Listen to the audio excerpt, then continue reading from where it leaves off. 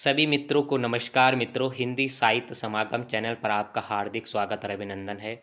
आप अगर इस चैनल पर नए हैं तो आपकी जानकारी के लिए मैं बताना चाहूँगा, इस चैनल के माध्यम से हिंदी टीजीटी, पीजीटी, एलटी और शिक्षण अभिरुचि से संबंधित जो टेट, सीटेट, यूटेट और साथ में नेट, जीआरएफ जो हिंदी से संबंधित की तैयारी का माध्यम है, आप इससे जुड़े हैं तो इस चैनल को शेयर कीजिएगा, सब्सक्राइब कीजिएगा और साथ में लाइक ज़रूर कीजिएगा।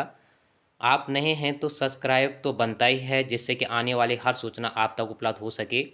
और आप अगर इस साथ में अपने दोस्तों तक भी ज़रूर शेयर कीजिएगा, जिससे कि अच्छा और बेहतर ज्ञान औरों तक भी उपलब्ध हो सके। तो ये फ़र्ज़ आपका बनता ही है अगर आप इस चैनल को देखते हैं, जिससे कि आपको आने वाले समय में भी अच्छी और बेहतर जानकारी मिल सके।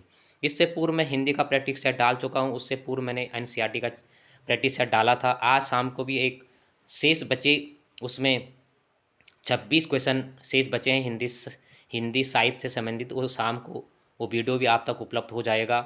कल 22 ही क्वेश्चन उसमें हुए थे, कुछ दिक्कत आ गई थी चैनल के माध्यम से, तो इसके लिए क्षमा चाहूँगा। तो आज हम शिक्षण अभिरुचि के महत्वपूर्ण बिंदु साइकोलॉजिकल या बाल मनोविज्ञान से संबंधित पर चर्चा करेंगे। दोस्तों, साइकोलॉजी साइकोलॉजी शब्द क्या है?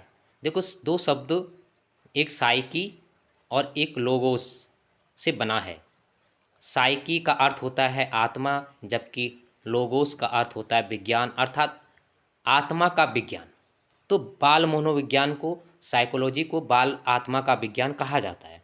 अब क्यों कहा जाता है? देखो, बाल मनोविज्ञान है क्या? तो एक छोटे से, एक संक्षिप्त में छोटा सा विवरण आप इसको समझ सकते हैं। मनोविज्ञान वह शास्त्र है जिसमें चित्त या मन, जो तुम्हारा चित्त, जो चित्त में जो बातें, जो विचार आए और जो मन में विचार आए, मन की वृत्तियों का अध्ययन, चित्त और मन की वृत्तियों का अध्ययन है।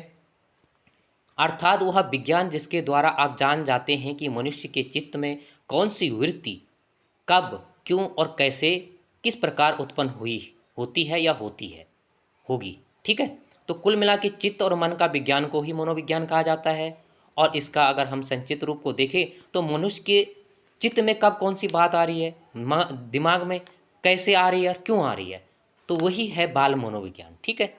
अब देखते हैं कि इसमें बाल मनोविज्ञान के संबंध में किन मनोवैज्ञानिकों ने ये अपने सिद्धांत दिए हैं। पहला सिद्धांत हम देखते हैं, मनोविज्ञान वातावरण के संपर्क में होने वाला मानव व्यवहार का अध्ययन है।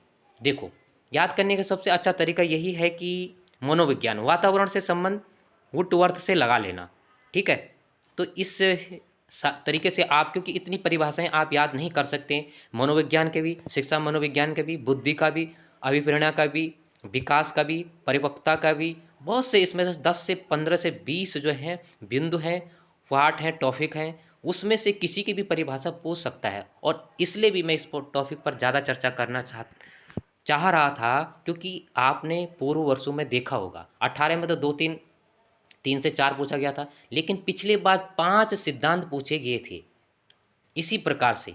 तो वहाँ पर थोड़ा आइडिया लगाना, जो सैम्पल क्वेश्चन होते हैं तो वहाँ पर हम अपना आइडिया लगा लेते हैं, वहाँ पर अपना सही आकलन कर लेते हैं। लेकिन जहाँ पर इस प्रकार की व्याख्यात्मक क्वेश्चन आते हैं वहाँ पर आकलन लगाना बहुत ही मुश्किल होता है, क्योंकि मनोविज्ञान से संबंधित 20 लोगों ने परिभाषा दी है, शिक्षा मनोविज्ञान से संबंधित 10 से 15 लोगों ने परिभाषा दी है। तो इसको समझने का यही अर्थ है कि जो मेन सिद्धांत हैं उनको याद करने का यही तरीका है।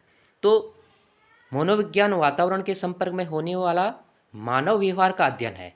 वुडवर्थ ने कहा था। ठीक है। तो वातावरण, वुडवर्थ। ठीक है।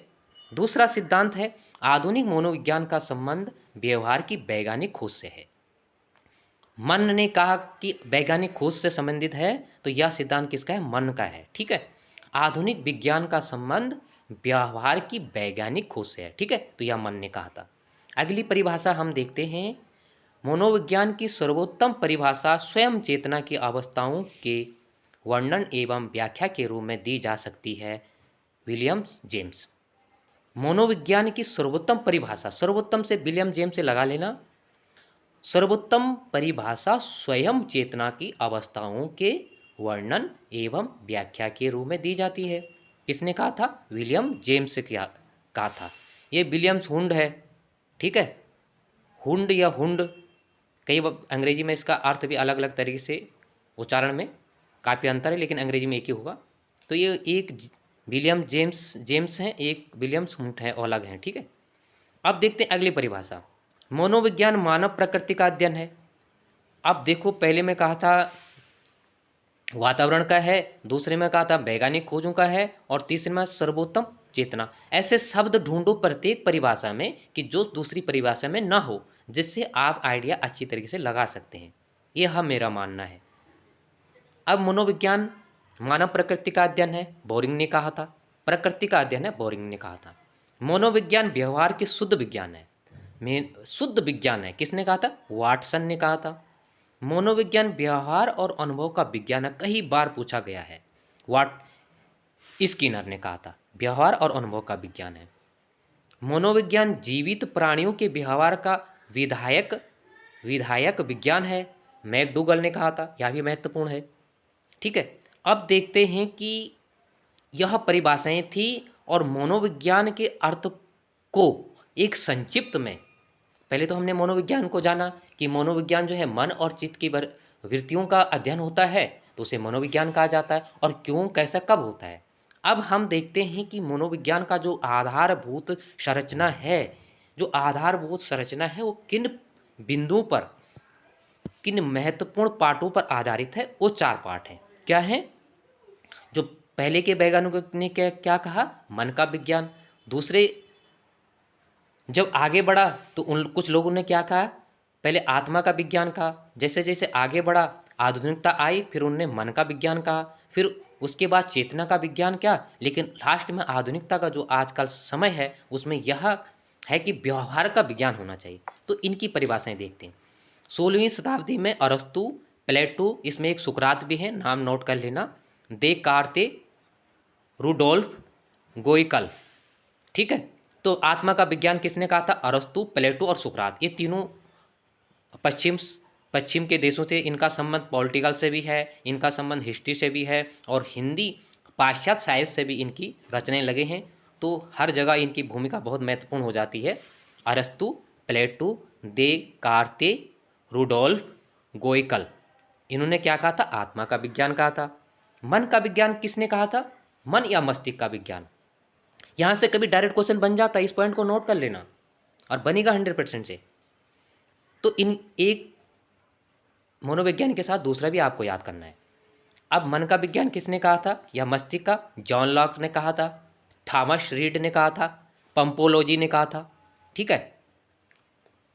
चेतना का विज्ञान, फिर उसके बाद चेतना का विज्ञान किसने कहा था? टिचनर ने कहा था, फिर विलियम हुंड ने कहा था, और फिर विलियम जेम्स ने कहा था। हुंड और जेम्स और टिचनर ने चेतना का विज्ञान कहा था। अब उसके बाद हम देखते हैं कि व्यवहार का विज्ञान किसने कहा था? वाटसन, मैकडूगल, बोरिंग, वुडवर्थ और स्किनर।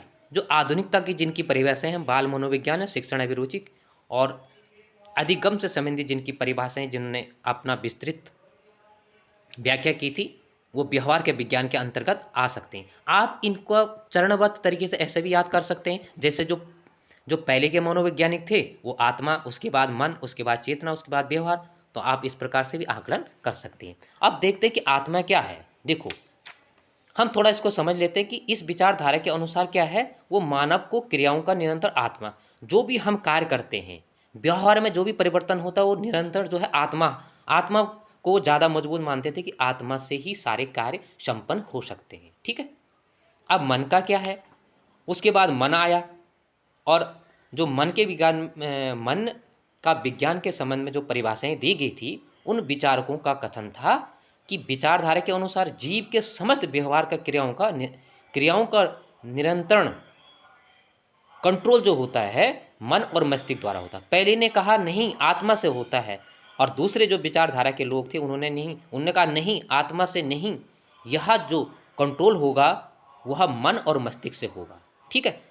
तीसरी विचारधारा के लोग, जो चेतना के विचारधारा के लोग थे, उन्होंने क्या कहा कि मानव चेतना द्वारा मनुष्य की समस्त क्रिया व्यवहार से नियंत्रित होती है, जो कंट्रोल होगा वो व्यवहार से होगा। पहले ने कहा मन से होगा, पहले ने कहा आत्मा से, दूसरे ने कहा मन से, तीसरे ने कहा चेतना से। अब जो आधुनिकता वाले आए, उन्होंने कहा नहीं, कि इन तीनों से किसी से नहीं होगा, आप हमारी सुनोगे।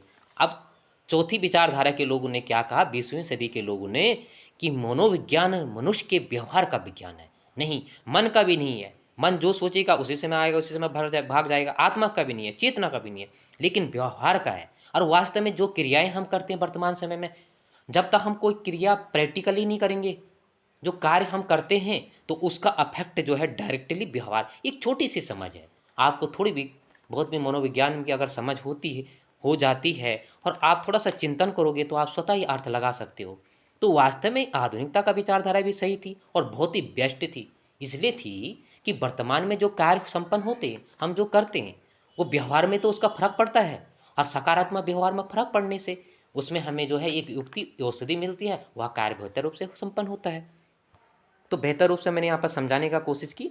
फिर भी कहीं से दिक्कत होती है तो आप मुझे कमेंट बॉक्स पर भी अपना वक्तव्य दे सकते हैं। दोस्तों, मैं रेगुलर इस क्लास तो नहीं ला सकता हूँ, क्योंकि हिंदी को भी देखना है। जैसे आप अभ्यर्थी हैं वैसे हम भी हैं, सबको पढ़ना पड़ता है, और इसलिए ज़्यादा चिंतन होता है कि जो करने वाला होगा, जो अध्ययन करने वाला होगा, वहाँ भी उन महत्वपूर्ण पॉइंटों पर, टॉपिक पर चर्चा करने की कोशिश करेगा कि जहाँ से क्वेश्चन फंस सकता है, या जहाँ से जो हार्ड हो सकता है परीक्षा के लिए। बाकी तैयारी सभी करते हैं, सभी कराते हैं, आजकल सभी चैनल हैं, बस समझने के लिए सारे काफ़ी है। शिक्षा की परिभाषा, अब जो है मन का हमने परिभाषा देखती है, शिक्षा से बहुत जरूरी है कि क्वेश्चन बनता ही है। अब देखते हैं हम शिक्षा मनोविज्ञान से संबंधित, ठीक है। अब शिक्षा मनोविज्ञान से संबंधित देखो, शिक्षा वह प्रक्रिया है जिसके द्वारा बालक अपनी जन्मजात शक्तियों का विकास करता है। बालक अपनी शिक्षा वह प्रक्रिया है जब मनुष्य बालक जन्मजात शक्तियों का विकास करता है। यह परिभाषा फ्रोवेल ने दी थी, ठीक है। जन्मजात, बस कुछ पॉइंट याद करने का यही तरीका होता, आप इतना रट ही नहीं सकते हो, और रटने के बाद आपकी दूसरी चीज़ें छूट जाती है। रटना बड़ी चीज़ नहीं है, रटना रचनात्मक ज्ञान नहीं है, वो स्थायी ज्ञान नहीं है। बस समझना स्थायी ज्ञान है, जो परीक्षक तक आपके दिमाग में, आपकी मेमोरी में, आपके जो मेमोरी में चिप है उसमें आपको संग्रहित करना होगा, तभी आपको उस परीक्षा तक उसको ले जा सकते हैं, और तब आपको बेहतर परिणाम उसका मिल सकता है, किसी के लिए भी। तो इसलिए है हमें समझना जरूरी है। तो शिक्षा प्रक्रिया क्या है, बालक अपनी जन्मजात शक्तियों का विकास करता है। किसने कहा, फ्रोवेल ने कहा। दूसरी परिभाषा है, मानव की आंतरिक शक्तियों का स्वाभाविक एवं सामंजस्यपूर्ण प्रगतिशील विकास की ही शिक्षा है। जो आंतरिक शक्तियां हैं उनमें सामंजस्य बैठाना है। तो इस किसने कहा था, पेस्टालॉजी ने कहा था, पेस्टालॉजी ने कहा था, ठीक है। तीसरी परिभाषा है, शिक्षा व्यक्ति की उन तमाम शक्तियों का विकास है जिसमें वह अपने वातावरण पर नियंत्रण, कंट्रोल करता है, अपनी संभावना को पूर्ण कर सके, ठीक है। जॉन डीबी की परिभाषा बहुत महत्वपूर्ण, या पहले भी पूछा गया था, ठीक है। और फ्रोवेल की, इन आप करने के लिए सभी देखना पड़ेगा आपको, बस सारे जो उनका कथन है उसमें से कुछ पॉइंट उठा लो समझने के लिए बस। वैसे मैंने हाईलाइट किया है, लेकिन मैं ये नहीं कहता हूँ कि जो मैंने हाईलाइट किया है उसी की सारे आप अपने भी थ्योरी बनाओ, जैसे आपको उचित। ज्ञान तभी स्थायी होगा जब आप अपना दिमाग लगाओगे। अब प्लीज़ मेरे से मत करने कि मुझे पीडीएफ भेज देना, क्योंकि मेरे पास इस प्रकार आप देखो, यूट्यूब में देखो, अपना स्वयं बनाओ, स्वयं लिखो, ठीक है। इसके लिए मैं क्षमा चाहूँगा आप लोगों से। अब यहाँ पर जॉन डीवी ने क्या कहा था, शक्तियों का विकास, पॉइंट पकड़ना, और निरंतर कंट्रोल, संभावनाओं को पूर्ण कर सके, जॉन डीवी का यह सिद्धांत था। अब अगले विचारक हमारे विवेकानंद जी आए, उन्होंने भी शिक्षा पर दिया है। संभावना हो सकती है कि भारतीय, जैसे आपने नेट का जिसने दिया होगा, तो महात्मा गांधी, विवेकानंद, कुछ जैसे टैगोर जी, ऐसे कुछ विचारधारा के लोग हैं जिनकी वहाँ पर कोटेशन जो है भाषा से या एन कोटेशन जरूर नेट में पूछा जाता है। जिसने दिया होगा उसको ज़्यादा बेहतर ज्ञान होगा। विवेकानंद जी ने क्या कहा था, मनुष्य की अंतर्निहित पूर्णता का अभिव्यक्त करना ही शिक्षा है। मतलब मनुष्य की अंतर्निहित, जो हमारे अंतर्निहित शक्तियां हैं उनको अभिव्यक्त करना ही शिक्षा है।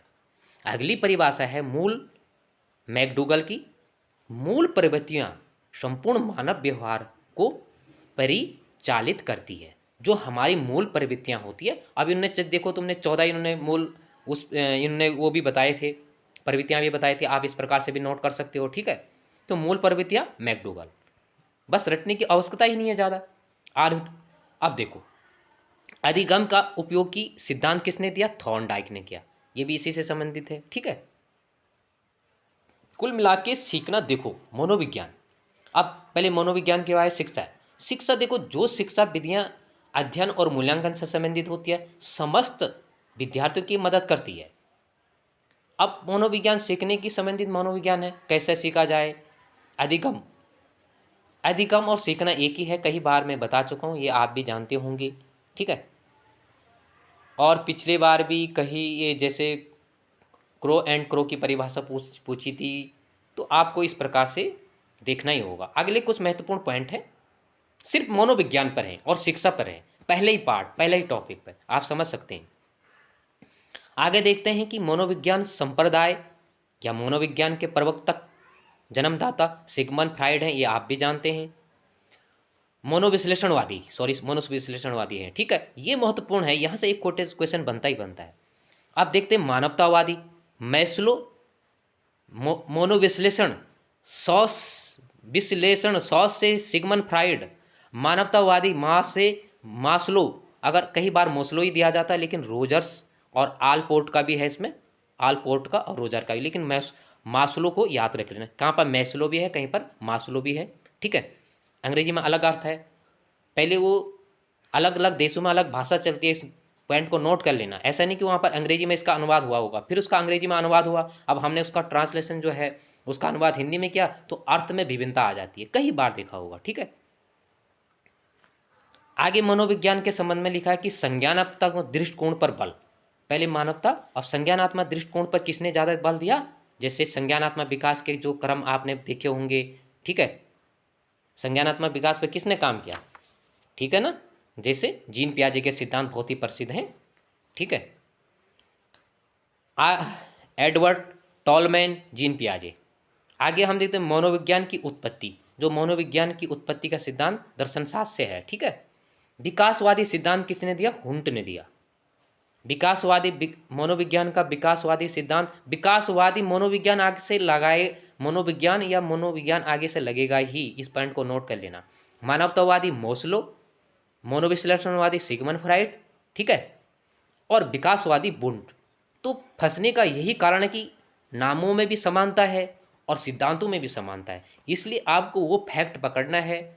सभी विद्वान होंगे, मैं नहीं, यह नहीं कहता हूँ कि हिंदी साहित्य वाले इसकी व्याख्या अच्छे कर सकते हैं, ऐसा बिल्कुल भी नहीं है। अगर आपका मैथ है तो आपका दिमाग और भी तीव्र चल सकता है, और विज्ञान वाले तो और भी बेहतर रूप से इस चीज़ को समझ सकता है, समाजशास्त्र वाला समझ सकता है। बस अपनी मीन और मुख्य बिंदु को समझना है। आगे क्या लिखा है? यौन कारण को अधिक महत्व दिया गया है। सिगमंड फ्राइड ने यौन कारण को अधिक महत्व दिया था। प्रयोगात्मक मनोविज्ञान के जनक, तो प्रयोगात्मक मनोविज्ञान के जनक कौन है? विलियम हुंट हैं।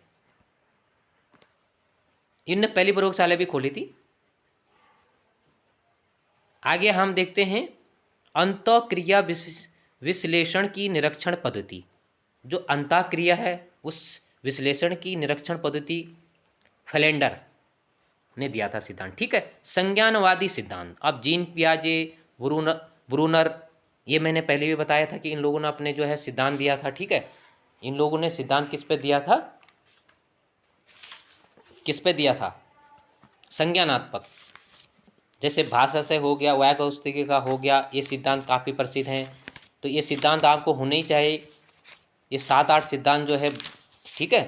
तो इससे संबंधित आपको ये सिद्धांत याद बहुत जरूरी है। आगे हम देखते हैं जीवन वृत्ति विधि, तो टाइटमैन का है ये, ठीक है। और आगे है चिर समत्त अनुकूलन सिद्धांत, पावलाव ने दिया था, ठीक है। पावलाव का सिद्धांत बहुत ही प्रसिद्ध है, ठीक है। तो शास्त्रीय अनुबंध, क्लासिकल सिद्धांत आपने पढ़ा होगा। बुद्धि की इकाई सिद्धांत स्टर्न और जॉनसन ने दिया था। समजातीय, ये बहुत महत्वपूर्ण है, समजातीय वाला, ठीक है, इसको नोट कर लेना। मोरनो मोरनो भी है कहीं पर, लेकिन मुनारो आप नोट कर लेना इसको, मोरनो भी लिखा है इसमें, ठीक है। तो कहीं मोरनो आता है, इसमें मुनारो भी लिखा है। आप इस कई शब्द किताबों में आपने देखा होगा काफ़ी मतभेद है, क्यों? उसका उच्चारण अलग है, आपने उच्चारण पर नहीं जाना, उसको फैक्ट पकड़ लेना, ठीक है। स्कीमा का पता हुआ उद्दीपन अनुक्रिया कहते हैं स्कीमा को। लंबे समय के याददाश्त में सूचना को संगठित करना, पैगेट्स, ठीक है। स्कीमा कई बार पूछा जाता है, तो उसका मेन अर्थ क्या? उद्दीपन अनुक्रियाएं। किसमें? हिंदी में। तो मित्रों आज के लिए इतना ही। जो भी महत्वपूर्ण टॉपिक होगा पेडागोजी से संबंधित उसको भी लाता रहूँगा। आज के लिए इतना ही। इस वीडियो को शेयर करें, सब्सक्राइब करें चैनल को और लाइक करें।